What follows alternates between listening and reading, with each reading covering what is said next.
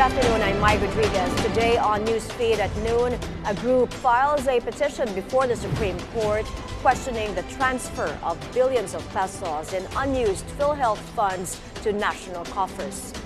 Former Senator Leila de Lima now looking into tapping self-confessed drug lord Kerwin Espinosa as witness in a complaint against Senator Bato de la Rosa. U.S. President Joe Biden rallies support for Vice President Kamala Harris at a campaign event in Philadelphia. And the largest ever dinosaur skeleton is going up for auction in France.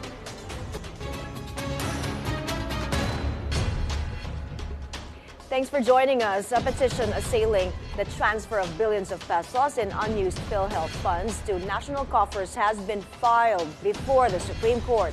The Finance Department earlier ordered the state health insurer and other GOCCs to remit their unutilized subsidies to fund the government's unprogrammed appropriations. Bea de la Cruz joins us live from Manila for more on this story. Bea, go ahead. The Isambayan Coalition asked the Supreme Court to stop the transfer of billions of PhilHealth funds to the National Treasury. Among those present at the filing of a petition for certiorari and prohibition were former Auditor Heidi Mendoza, Professor Shelo Magno, lawyer Howard Calleja, and Father Robert Reyes. The coalition is asking the High Court to immediately issue a temporary restraining order, saying the damage would be irreparable if the transfer is completed. They argue the transfer of nearly 90 billion in excess funds from PhilHealth to the National Treasury for unprogrammed appropriations is unconstitutional. Finance Secretary Ralph Recto had defended the transfer, saying this was authorized by the General Appropriations Act of 2024. But former Justice Antonio Carpio says the charter prohibits the creation of laws authorizing the transfer of appropriations. He adds, under the executive department, only the president can order transfer of savings. The coalition says that the transfer of unused funds would be a technical malversation and could lead to plunder against officials of the finance department. PhilHealth has already remitted 20 billion pesos in August. Another 10 billion pesos was transferred in May.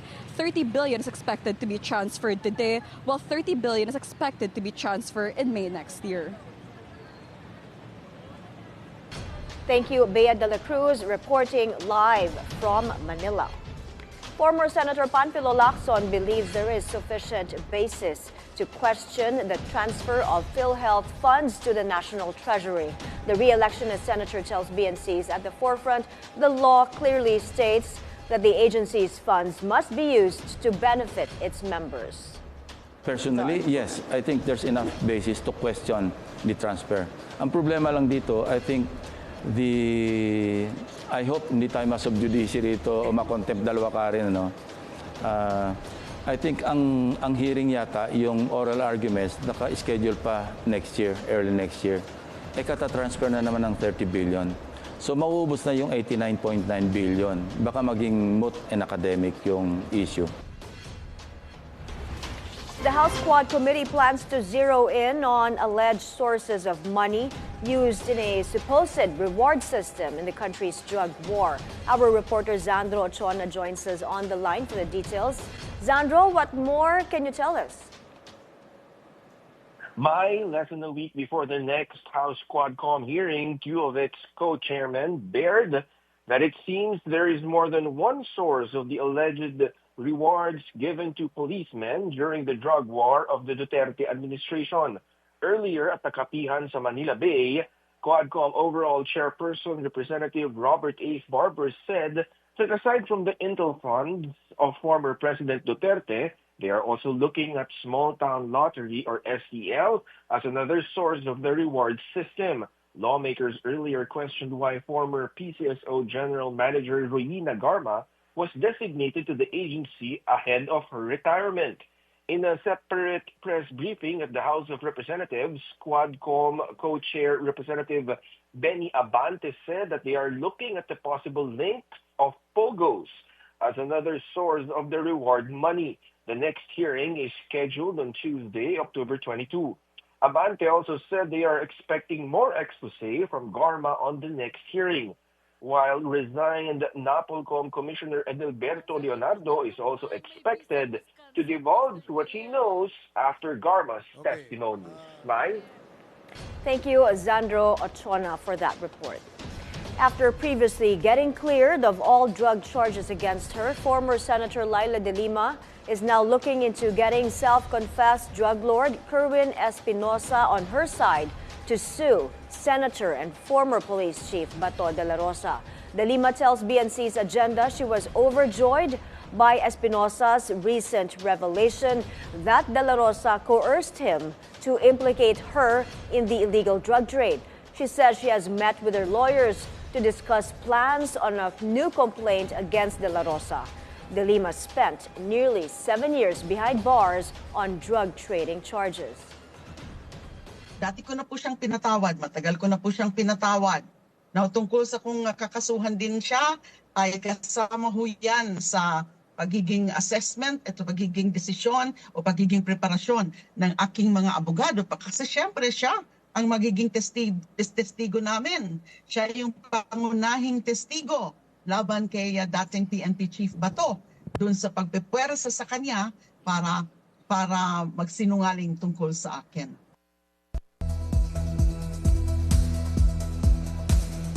Turning now to the race for the White House, President Joe Biden rallying support for Vice President Kamala Harris at a campaign event in Philadelphia. During his speech, Biden took direct aim at his predecessor, Donald Trump, calling him a loser. Biden also criticized Trump's rhetoric on immigration while giving his seal of approval to the leadership of Harris.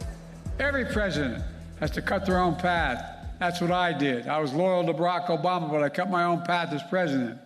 That's what Kamala's going to do. She's been loyal so far, but she's going to cut her own path. She beat Trump so badly in the debate, he's scared to death to beat her again. That's a fact. Tough guy, right? Tough guy. Because he knows he'd lose again. That's a fact. He is a loser.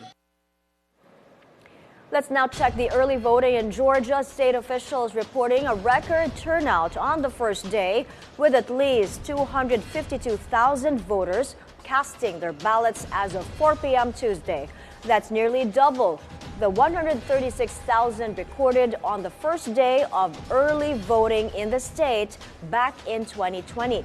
Georgia is one of the 7 battleground states expected to play a decisive role in deciding the election. A member of K-pop group New Jeans making an emotional appeal before South Korean lawmakers. Hani shared her experience of workplace bullying during a parliamentary hearing, shedding light to the dark side of the industry. She recounted how their group was deliberately made to feel hated by their company, with a manager telling staff to ignore them.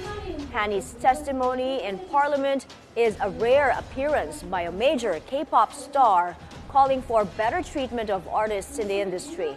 Aside from bullying, K-pop idols are also often held to impossibly high standards for their behavior and face expectations to maintain a squeaky clean public image. Still to come, Republican presidential candidate Donald Trump defending his protectionist trade policies. He also wants to have a say on the Federal Reserve's moves. Newsfeed at noon. We'll be right back. Stay with us.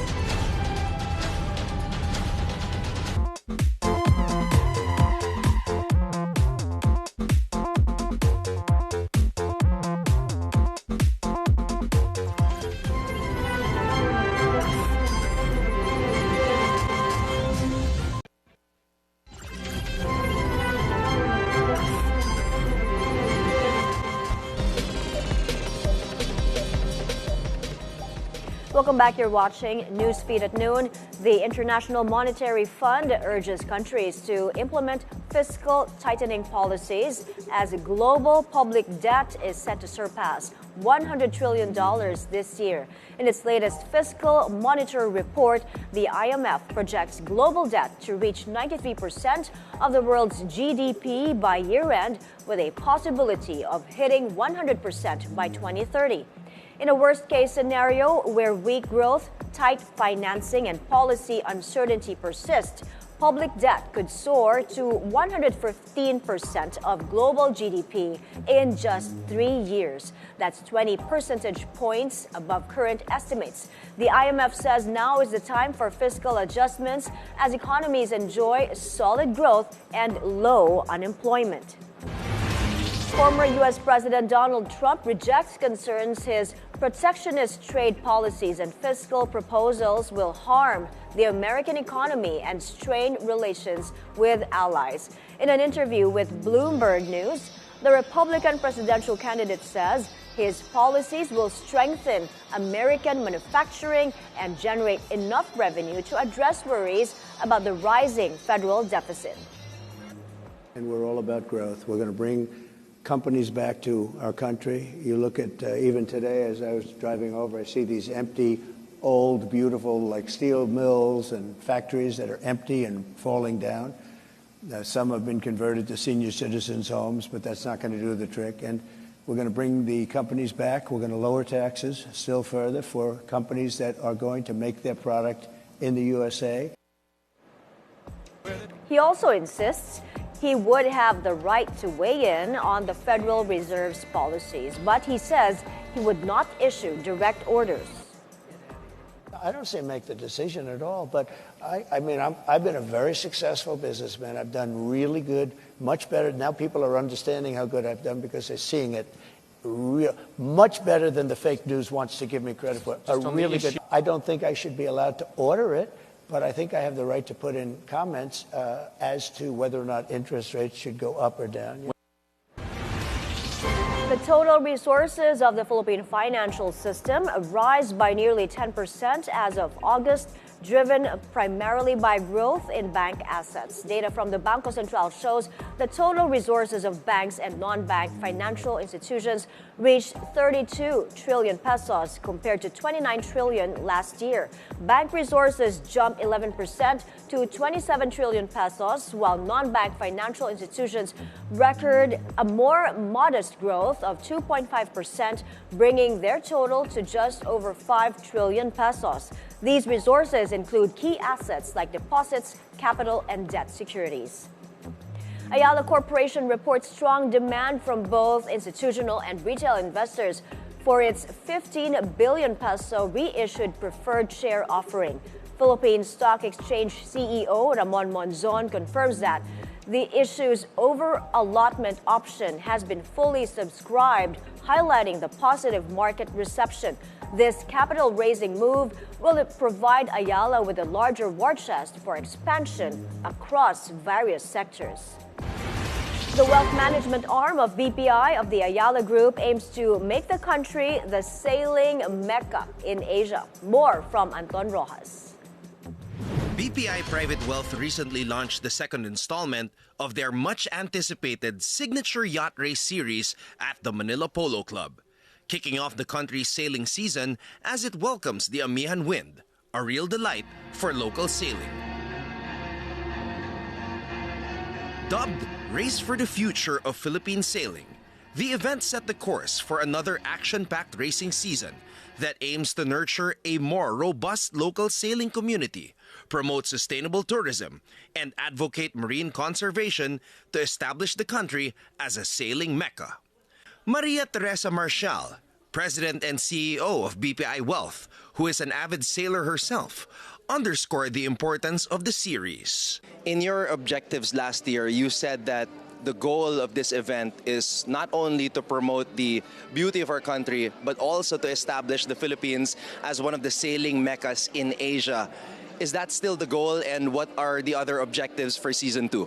Definitely still the goal. So last year, when we set sail, we said we wanted to grow the sailing community, and that means having more boats, more yacht owners, more crew, more sailors who will participate in the race. Second is, as you said, is to help promote Philippines as a premier sailing destination in the Philippines, in Asia and the Philippines. Third goal is to promote marine conservation, and it is for this reason that we actually partnered with WWF Philippines. Part of the launch was a photo exhibit of the previous year's riveting voyage across the Philippine seas. The 2024-2025 BPI Wealth Signature Yacht Racing Series will have the following events: BPI Corregidor Cup, BPI Busuanga Cup, BPI Boracay 200, and the BPI Subic Regatta.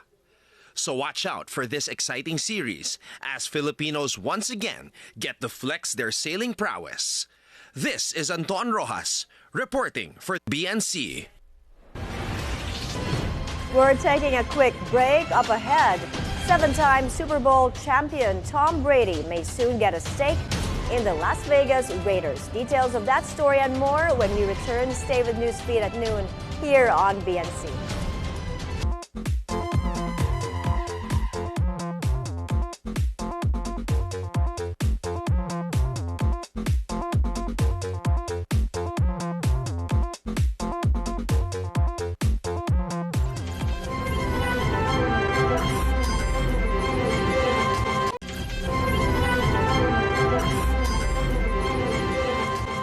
We're back at Newsfeed at noon. Tom Brady can finally purchase a minority stake in the Las Vegas Raiders. That's after NFL owners unanimously allowed the 7-time Super Bowl winning quarterback turned Fox broadcaster to take approximately 5% control of the team. Along with Brady, former NFL defensive lineman Richard Seymour was also cleared to purchase a minority stake in the Raiders. It's great that Tom Brady wants to invest in the NFL. I think listen, he cares deeply about this game. He believes in its future, and I think that's just a signal of that. The deal with Brady was initially agreed upon in May last year, but it took league officials 17 months to give their approval over concerns Brady was getting too much of a discount from Raiders majority owner Mark Davis. Last year, Brady also purchased a minority stake in the WNBA's Las Vegas Aces. He also became a minority owner of English club Birmingham City. The largest ever dinosaur skeleton is going up for auction in France next month. The Apatosaurus measures 25 meters long and was discovered in a Wyoming dig in 2018. 80% of its skeleton is original, dating back 145 million years. It is expected to fetch up to 15 million euros or $16 million in the auction, which will be on November 16th. This long-necked dinosaur is famously featured in toys, books, and in the film Jurassic Park. You don't have to forget that a dinosaur, it's a scientific piece. It's part of humanity and the story of Earth. So even if you are the owner of this one, the scientists have the access. You will keep the access to this piece and to learn about dinosaur. There is many to learn, and it's because for the head, we have never seen such a head complete. For the tail, before this piece, they have never seen this before, for example. They didn't know that there is teeth like this. Or this part also, it's new. In the Museum of America, you don't have this. It's new. It's never seen. Over to Germany, where a hospital eager to dish out meals around the clock has turned to a robotic chef for assistance. From German classics to Asian cuisine, the robot can prepare up to 120 different meals within just minutes. Food orders are made through a touchscreen display, but the robotic kitchen does not work entirely without people. Its refrigerator is actually filled every day with already cut and pre-cooked ingredients by hospital employees. And before we go, it's Halloween season, and there's no better way to count down to the occasion than by bringing out giant pumpkins. And in California, the competition is tough. The 51st annual Giant Pumpkin Weigh-Off in Half Moon Bay concluded with a nail-biting finish. The winning entry, get this, a 2,471-pound pumpkin grown by a Minnesota horticulture teacher.